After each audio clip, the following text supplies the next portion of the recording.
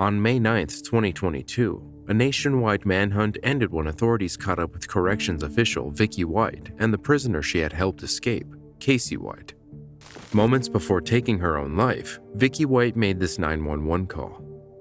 Some believe that their vehicle automatically placed the call on collision, but that is yet to be proven. 911. Please stop. Everybody's going to walk and kill us. Hello? Thank God. Everybody's going on. Let's get out and run. Get us back to the hotel.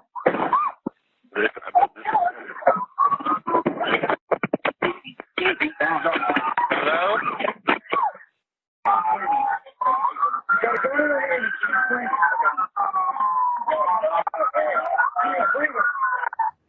The pursuit started when the pair fled a detention center in Lauderdale County, Alabama on April 29th. Although they have the same surname, they were not related to each other but were rumored to be in a romantic relationship.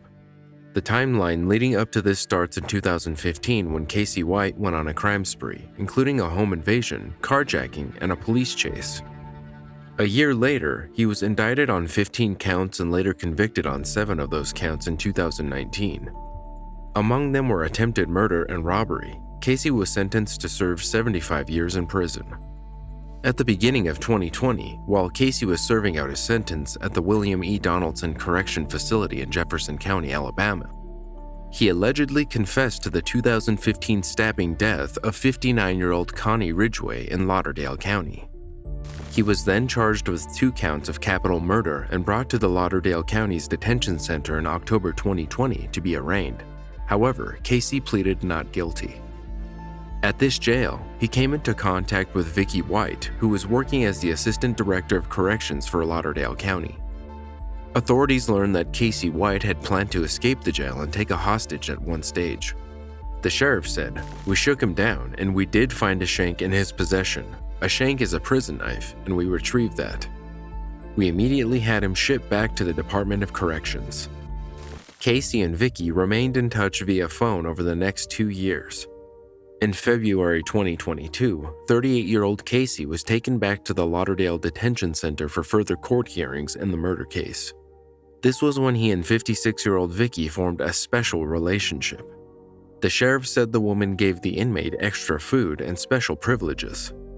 The widow, with no children, was considered an exemplary employee at the detention facility. Then, in the weeks leading up to the incident, she announced her sudden plans for retirement on April 29th. None of the retirement fund paperwork had yet been processed.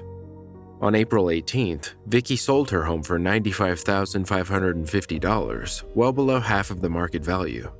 She lived with her mother for about 5 weeks before this.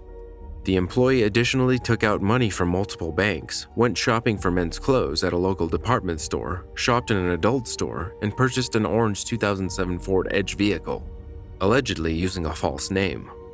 10 days from the sale of her home, the 56-year-old spent the night at a Quality Inn hotel in Florence, Alabama. She positioned the new vehicle in a parking lot about 10 minutes from the detention center. The next morning, on April 29th, at about 9:30 a.m., Vicky White told another deputy that she planned to take Casey White to a mental health evaluation in court, and then would seek medical attention because she wasn't feeling well. In fact, there was no evaluation or hearing scheduled that day. Surveillance video shows Vicky leading Casey White wearing an orange jumpsuit and shackles into a patrol car and driving away. The pair leave alone, despite jail policy that says 2 deputies always accompany inmates. Florence City Council member Bill Griffin was out shooting a commercial for his council district and waved at Vicky White as she drove past him with Casey White.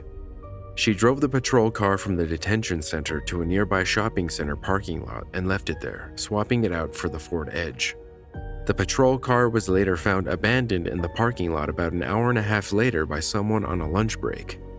This raised the alarm for the woman's safety, so officers at the jail tried to reach her, but her phone kept going straight to voicemail. Soon after, they realized Casey White had not returned. That same day, unaware of its origin, tow truck driver Robert Kimes transported the abandoned Ford Edge to a local tow lot after finding it in the middle of the road about 2 hours away in Williamson County, Tennessee. Finally, at around 3:30 p.m., officials realized Vicky and Casey White were missing. The Lauderdale County Sheriff's Office put out an alert just before 6 p.m. 3 days later, the U.S. Marshals Service offered up to $10,000 for information leading to the capture of Casey White. Vicky White was described as missing and endangered.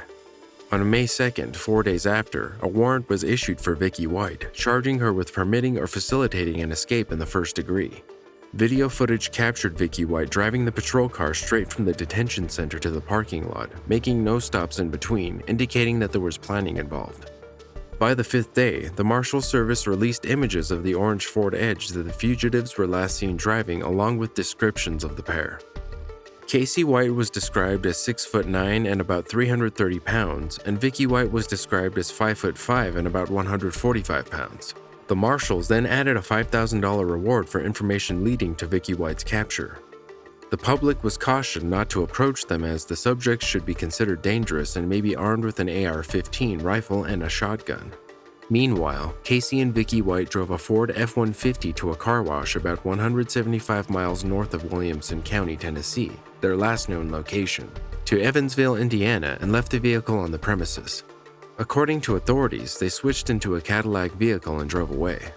On May 4th, local police were called to the car wash about the abandoned Ford F-150. The vehicle was towed away from the premises. The Lauderdale County Sheriff's Office also announced that Vicky White was no longer employed. By the next day, the search intensified. The U.S. Marshals Service released images of Casey White's distinctive tattoos, some of which are affiliated with the Alabama-based white supremacist prison gang Southern Brotherhood. A tattoo on his back depicts a Confederate flag with the word Southern Pride, and a tattoo on his chest depicts a shield emblazoned with the letters SB, a Nazi swastika, and the letters SS, in the lightning bolt style of the infamous Nazi paramilitary group. The service additionally released further images of the orange Ford Edge the fugitives were believed to be driving, noting damage to the left rear, which the Tennessee tow truck driver recognized as the car he towed away nearly a week earlier. He texted his boss at about 9:30 p.m., and his boss alerted the Williamson County Sheriff's Office of the possible connection. At about 11 p.m., U.S. Marshals found the Ford Edge in the tow lot and confirmed it was the one used by the couple. Parts of the vehicle, including the damaged left rear, appeared to be spray painted. With no new leads by day 8, another warrant for Vicky White's arrest was issued, accusing her of second-degree forgery and identity theft for her alleged use of an alias to purchase the Ford Edge. That Monday, May 9th, authorities released the car wash surveillance video showing the suspects leaving the Ford F-150 and getting into a Cadillac vehicle. An Evansville police officer then spotted the Cadillac vehicle at a Motel 41 and alerted other investigators. The fugitives had been staying at the accommodation in an attempt to lay low for a while and had paid for a 14-day stay. Investigators began surveillance of the motel and observed Vicky and Casey White exiting the building and getting into the Cadillac. Police began to pursue the vehicle, and the fugitives fled north on U.S. Highway 41 in the Cadillac. In the pursuit, Casey White and Vicky White drove onto a grassy field and parking lot near Anchor Industries. A law enforcement officer rammed a vehicle into the car, flipping it onto its side in a ditch. Once officers reached the duo in the car, they took Casey White into custody and found Vicky White with a gunshot wound to the head, which investigators believed to be self-inflicted. She died in a hospital that night from her injuries. The Indiana coroner's office ruled her death a suicide. During his arrest, Casey White referred to Vicky White as his wife, although they were not believed to be married. He said he did not shoot her. Investigators found 4 handguns, a semi-automatic rifle, 3 magazines, wigs, and about $29,000 cash in the vehicle. In a lengthy conversation with investigators, Casey White said they had planned to have a shootout with police. On May 10th, Casey White appeared in court virtually from the Vanderburgh County Jail and waived his extradition hearing, saying he wanted to go back to Alabama. He was taken back to the Lauderdale County Courthouse for an arraignment on an added charge of escape in the first degree. Immediately after the hearing, White exited the courthouse and glanced at the news cameras and the crowd of bystanders who had gathered but didn't say anything. White was then transferred to the William E. Donaldson Correctional Facility in Bessemer, Alabama, the same prison he had been staying at the start of 2022. This is an ongoing story, so be sure to subscribe and hit the notification bell for updates.